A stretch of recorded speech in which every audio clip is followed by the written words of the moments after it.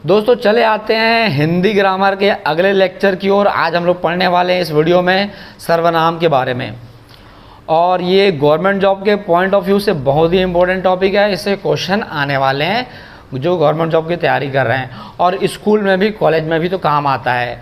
तो बहुत ही important video start होने वाला है दोस्तों। तो लेक्चर की शुरुआत करते हैं कि बहुत ही बड़े फिलोसोफर से। तो दोस्तों ये जर्मन के बहुत ही बड़े एक फिलोसोफर हैं जो कि एक बात बोलते हैं, दुनिया में दो तरह के लोग होते हैं दोस्तों।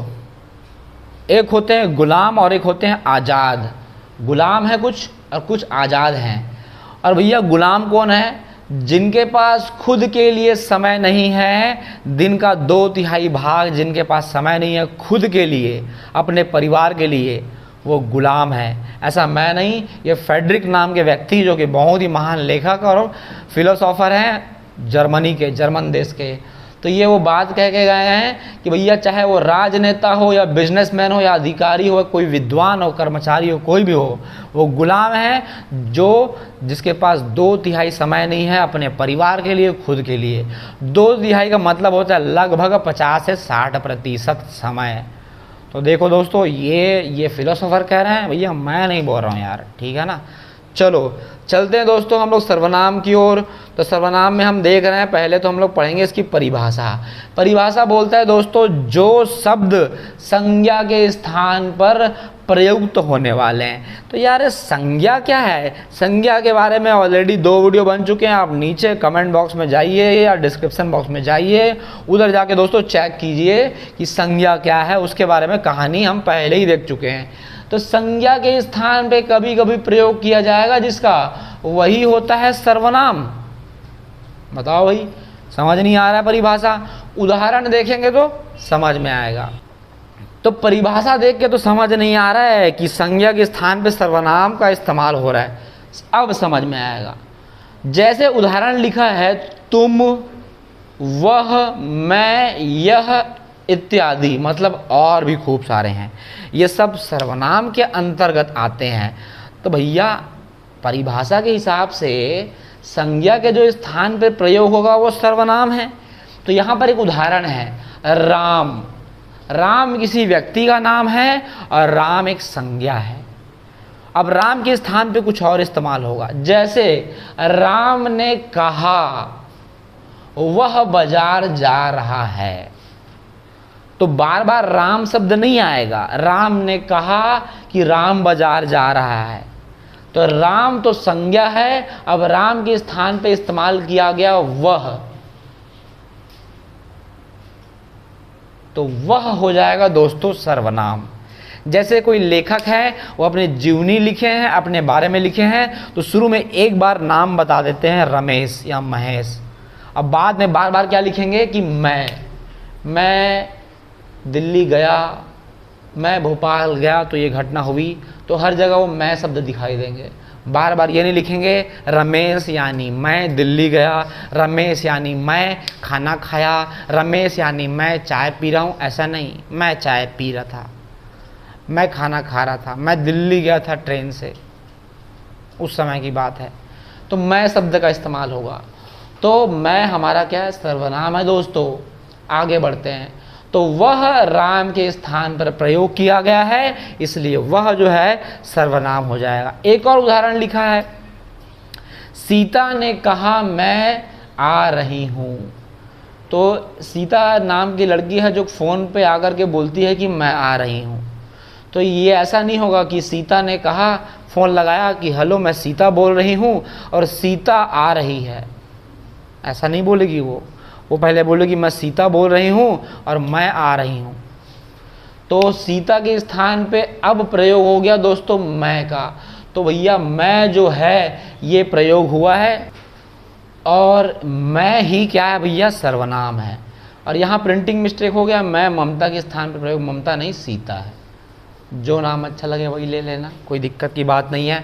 आगे बढ़ते हैं। सर्वनाम के भेद। भेद मतलब प्रकार। भैया 6 प्रकार हमको देखने को मिल रहे हैं दोस्तों, जिसमें पहला प्रकार है निजवाचक सर्वनाम, दूसरा है प्रश्नवाचक सर्वनाम, तीसरा है पुरुषवाचक सर्वनाम, चौथा है दोस्तों संबंधवाचक सर्वनाम, पांचवे की ओर आगे बढ़ते हैं निश्चयवाचक सर्वनाम, और लास्ट में आता है अनिश्चयवाचक सर्वनाम। तो इस वीडियो में आगे चल करके एक एक टॉपिक के बारे में पूरी जानकारी प्राप्त करेंगे।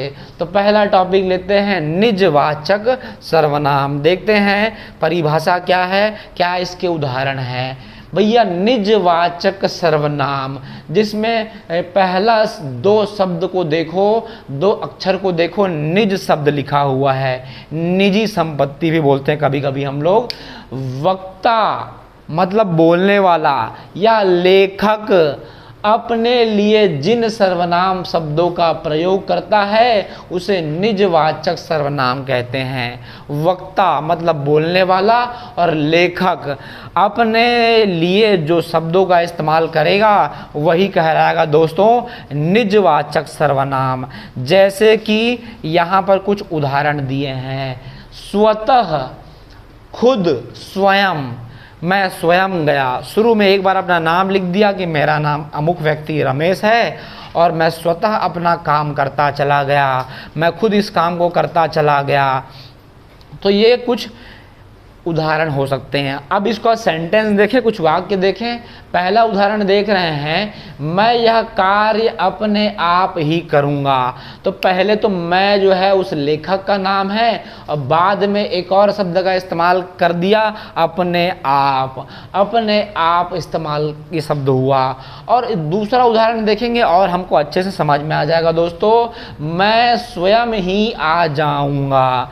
तो मैं तो सर्वनाम है ही है, उसके बाद ये स्वयं का भी इस्तेमाल कर लिया गया तो स्वयं हो जाएगा निजवाचक सर्वनाम। चलते हैं अगले उदाहरण की ओर। अगला उदाहरण लिखा है, मैं अपने आप चलता गया। तो मैं तो हमारा सर्वनाम है ही है और अपने आप ये निजवाचक सर्वनाम है क्योंकि वो स्वतः अपनी खुद की बात कर रहा है। मतलब इन उदाहरण से समझ तो आ गया दोस्तों। पहले तो सर्वनाम शब्द मैं दिखाई दे रहा है, उसके बाद ये स्वयं, अपने आप, खुद, स्वतः ये शब्द दिखाई दे रहे हैं। तो ये जो अंडरलाइन दिखाई दे रहा है रेड कलर में, ये है निजवाचक सर्वनाम। तो आप वीडियो को पॉज कीजिए और ये सारे उदाहरण को लिख लीजिए दोस्तों। मैं स्वतः उठ जाऊंगा, मतलब मेरे को अलार्म लगाने की ज़रूरत नहीं है, आप मेरे को उठाओ मत, मैं स्वतः 6 बजे उठ जाऊंगा क्योंकि कल मेरा वार्षिक परीक्षा है, एग्ज़ाम है। लेकिन कभी कभी ऐसा नहीं हो पाता, 6 बजे हम बाबा जी नहीं उठ पाते, उठते हैं 8 बजे। 8 बजे उठते हैं हम, नींद खुलता है लेट से। अब यहाँ पर कुछ नोट लिखा है, कुछ लोग बोल रहे हैं कितने रुपए का नोट है। अरे वो नोट नहीं है, जानकारी है। उपर्युक्त उदाहरण में कुछ शब्द प्रयोग किए गए हैं, वो सर्वनाम है परंतु वह पुरुषवाचक या उत्तम पुरुष के अंतर्गत आता है। पुरुष तो सुने थे लेकिन ये उत्तम पुरुष क्या है दोस्तों, इसके लिए तो अलग से वीडियो बनाना पड़ेगा क्योंकि पुरुष तो दिखाई देते हैं आज के ज़माने में, लेकिन उत्तम पुरुष विलुप्ति के कगार पर हैं। जैसे कुछ जीव जो है विलुप्ति के कगार पर है ना, बाघ वगैरह, जिनकी संख्या देश में कम पाई जाती है या कम है, उसी प्रकार ये जो प्रजाति है ये विलुप्ति के कगार पर है, इसे बचाना होगा दोस्तों। चलो अब आता है भैया अगला टॉपिक, प्रश्नवाचक सर्वनाम। क्या है प्रश्नवाचक सर्वनाम, देखते हैं। जिन सर्वनाम शब्दों से किसी व्यक्ति, वस्तु या घटना के बारे में प्रश्न का बोध होता है, प्रश्न का बोध होता है, उसे प्रश्नवाचक सर्वनाम कहते हैं। मतलब क्या, हमको समझ नहीं आ रहा है, उदाहरण देखेंगे तो हमको अच्छे समझ में आ जाएगा दोस्तों। उदाहरण लेते हैं, जैसे क्या, एक प्रश्नवाचक शब्द है। कौन, ये प्रश्नवाचक शब्द है। कब, तो ये तीनों शब्द दिखाई दे रहे दोस्तों, प्रश्नवाचक शब्द हैं, तो ये प्रश्नवाचक सर्वनाम में आएगा। तो देखो भैया इसका उदाहरण क्या बोलता है, क्या तुम उनको जानते हो। तो क्या यहाँ पर हो जाएगा सर्वनाम, प्रश्नवाचक सर्वनाम, लास्ट में प्रश्नवाचक चिन्ह भी लगा दिया गया है। इसको कौन जानता है, कौन प्रश्नवाचक सर्वनाम है और यहाँ पे प्रश्नवाचक चिन्ह भी लगा दिया गया है। अगला उदाहरण लेते हैं, तुम कब आओगे, तुम कब जाओगे, तुम कब खाओगे। तो यहाँ पे कब शब्द दिखाई दे रहा है, ये प्रश्नवाचक शब्द हमको यहाँ पर दिखाई दिया दोस्तों। और यहाँ पे लिखा है पहचान। भैया पहचानने का सबसे बढ़िया तरीका क्या है कि वाक्य के अंत में प्रश्नवाचक चिन्ह लगता हुआ दिखाई देगा। जितने भी हम लोग यहाँ पर वाक्य देखे हैं इसमें प्रश्नवाचक चिन्ह दिखाई दे रहा है दोस्तों, तो हम लोग पहचान जाएंगे कि ये प्रश्नवाचक सर्वनाम के अंतर्गत आता है।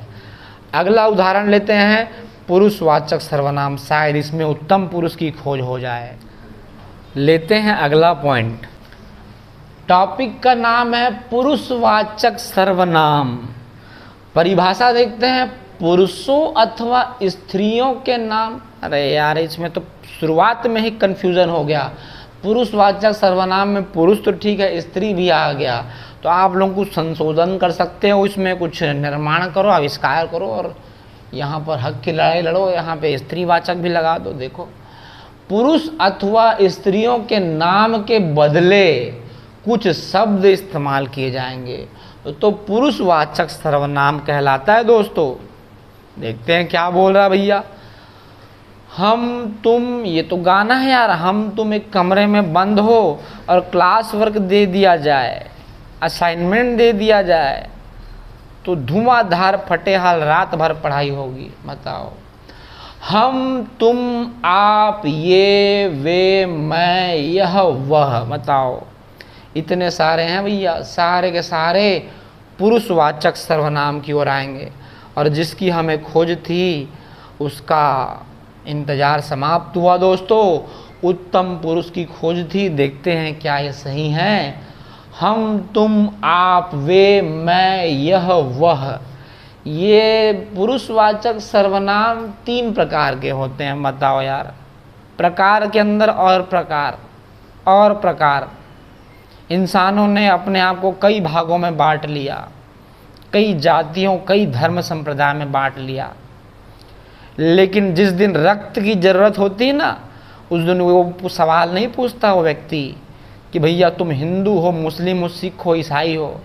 पड़ा है अगला व्यक्ति, रिश्तेदार पिताजी पड़े हुए हैं, तुरंत खून का बढ़ल चढ़ाते हैं। देख लो, साइंस कोई भेद नहीं करता। साइंस बोलता है सारे इंसान समान हैं, लेकिन इंसान तो यार बहुत सारी प्रजातियां बना ली हैं। ज़्यादा नहीं बोलूँगा इस बारे में, नहीं तो कुछ लोग क्या है आग लगा देते हैं भाई घरों को, छोड़ो रहने दो।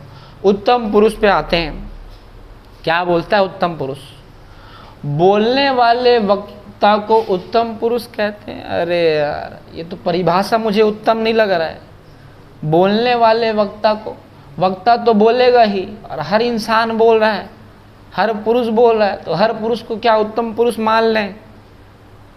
ये तो मेरे को गलत दिखाई दे रहा है। पाठ्यक्रम में इसको नहीं होना चाहिए था। आप सब थोड़ा प्रयास करो, आंदोलन करो, कुछ केस वगैरह करो। उत्तम पुरुष की परिभाषा गलत है भाई, यहाँ पे मेरे को तो गलत लग रहा है। बोलने वाले वक्ता को उत्तम पुरुष कहते हैं, जैसे हम और मैं। बताओ, हम और मैं। उदाहरण की बात करें, मैं बाजार जा रहा हूं, हम घूमने जाएंगे। उत्तम पुरुष वाचक सर्वनाम।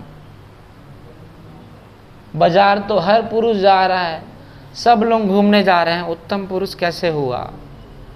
मैं बाजार जा रहा हूं, हम घूमने जा रहे हैं। मैं और हम शब्द का इस्तेमाल होगा तो दोस्तों हम बोलेंगे उसको उत्तम पुरुष। अब चलते हैं मध्यम पुरुष की ओर। एक होता है बोलने वाला, दूसरा होता है सुनने वाला। एक तो चाहिए बोलने वाला, कोई तो होगा सुनने वाला।